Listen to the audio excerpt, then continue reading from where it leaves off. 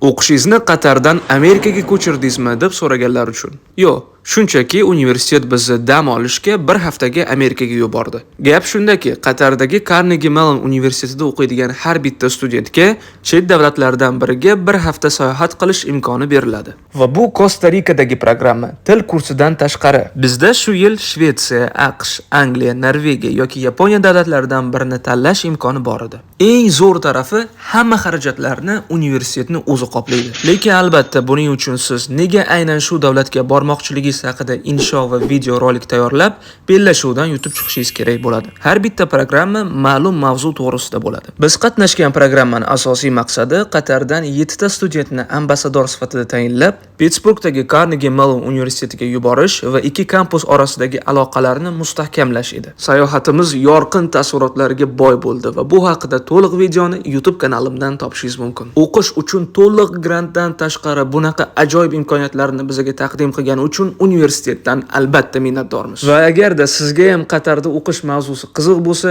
hoziroq sahifaga obuna bo'ling. O'zingiz uchun manfaatli ma'lumot topasiz inshaalloh. Agar bu haqda oldin o'ylab ko'rmagan bo'lsangiz ham obuna bo'ling, menimcha sizni ham qiziqtirib qo'yadi.